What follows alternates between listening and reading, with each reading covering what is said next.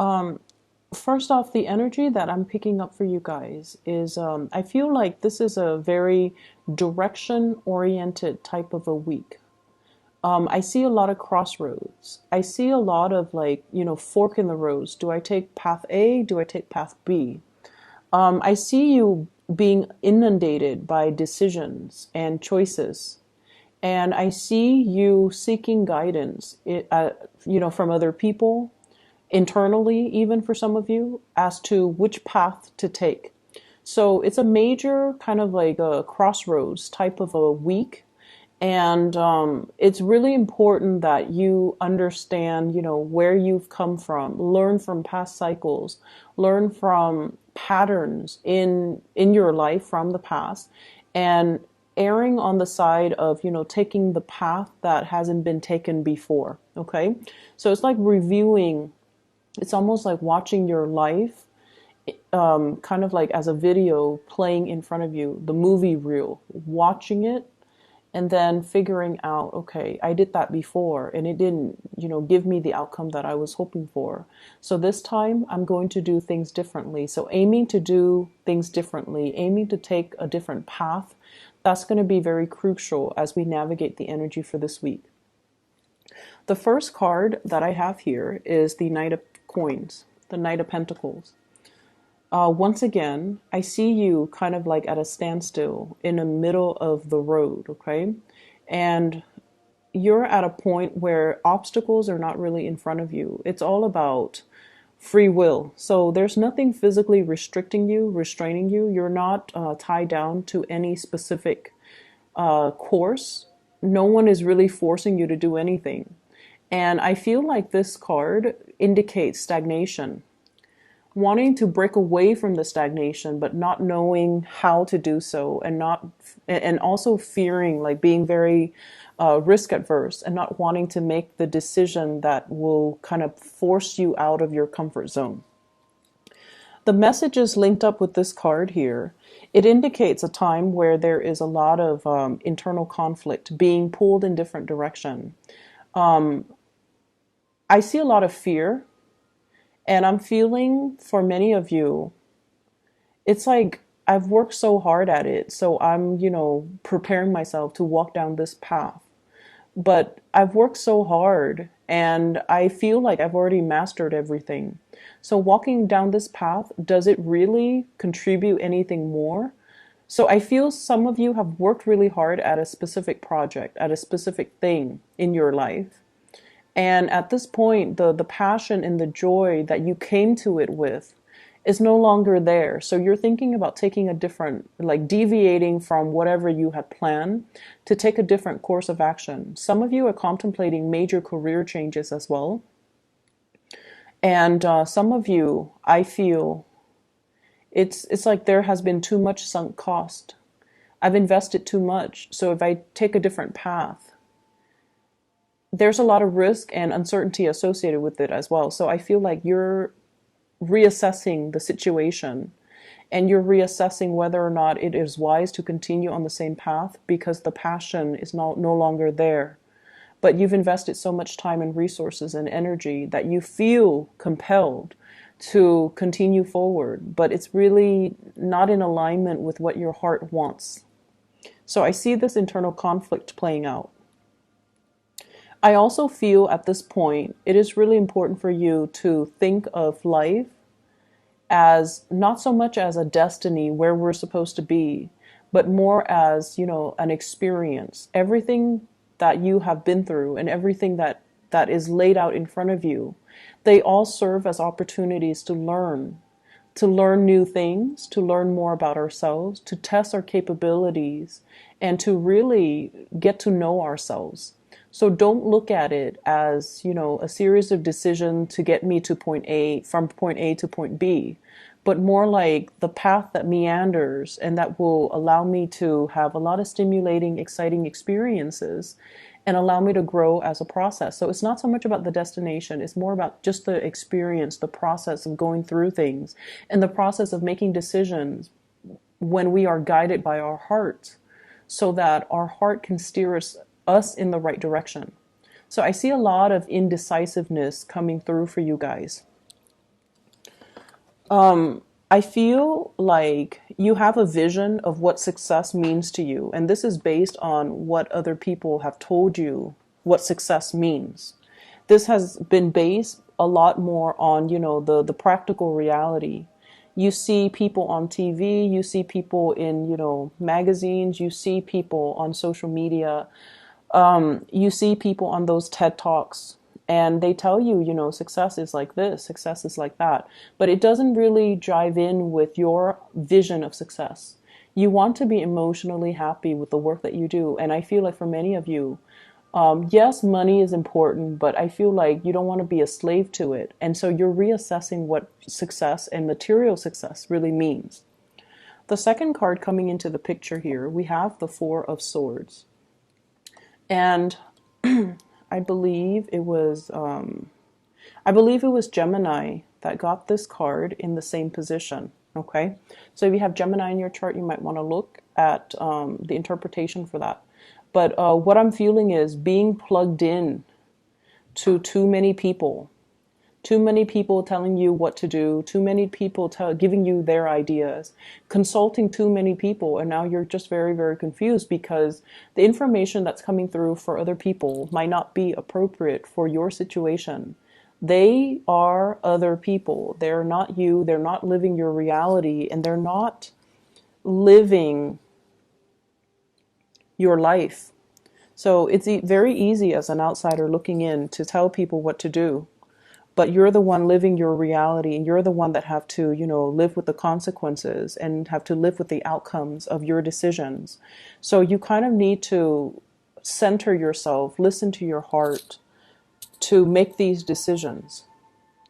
What I feel for some of you is there might be some legal issues where you're consulting too many people on.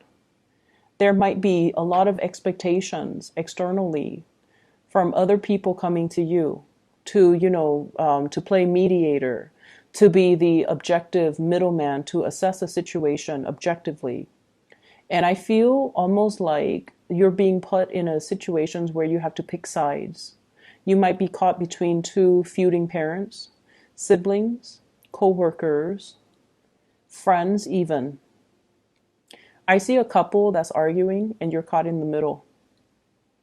And I also feel like, where does my loyalty lie? So I feel like loyalties are being tested. And I also feel like, once again, make these decisions from a space of your own personal integrity, from your own heart, rather than what people expect from you. Okay? The next card is the Three of Swords. This is a card about harsh words that divide two people. It's like a wedge that drives between two people, separation between yourself and a person that you really care about. And also, it signifies to me some type of a breakup as well. Associated with this card is I feel like you're trying to communicate with somebody and you're not getting a response. I feel like the other person has a lot of things that they're assessing in their lives, and the feelings still flow between you and them, but they're at a point where they need to sort out their feelings and they're not able to respond to you the way that you'd hope. I also feel there is an argument between you and another person that's quite significant, like a love relationship partner. And it boils down to the fact that one person expects more from the other person. So there's this perpetual conversation. It keeps coming back up. It was talked about last month. It was talked about the month before. And every month it keeps cycling back up. And I feel like it's more about who is doing what in the relationship. Are you doing enough? Is the other person doing enough? And it's like two people who are constantly running in circles, keeping scores with each other. I'm also feeling as well, for some of you, you were trying to manifest a relationship with another person. There's great chemistry. There's really, really strong emotional connection between you and that person. And I also feel like somebody has another person, like a third party. So I see three people. And I'm feeling like this is not, if you are the third party, it's not news to you that the other person's already attached. It's not news at all. And I feel like you were hoping that they might leave their partner. You were hoping that, things might turn around differently. And you were hanging on to the situation because you were hoping it will get better. For others of you, I feel like you're in a relationship with somebody and you might be with somebody else. So you might be the one juggling two options. And the other person is not willing to let you go because they really feel very strongly about you. And I feel like, once again, that crossroads, making a decision, picking sides, and walking down one path might negate the other path. It might rule out the other possibility. So the choices that you're making for this week, it is very, very important. The third card that I have here, the fourth card, the Nine of Wands. This person's heart chakra is very open. This is somebody that has been through a lot of hardships in his or her life. There's an imagery of the tree, so I feel like it's somebody who's a very old soul. They've been through a lot of pain, a lot of trauma in their past. They're not playing the victim. They're not sitting there sulking and, wallowing in self-pity. They get up and they move on with their lives. This is coming in, I feel, as a little bit of a spiritual advice for you to kind of break away from it and don't fall victim to it. Be empowered as a result of everything that you've been through, but learning from the past so we don't make the same mistakes. The messages associated with this card is to move away from situations that are painful, to move away from people that are not appreciative of everything that you have to offer, to move away from situations where you are wedged in the middle between two feuding parties, and to move away from situations where you might be a third party, to reform our actions and our behavior so that they are more in alignment with our higher self.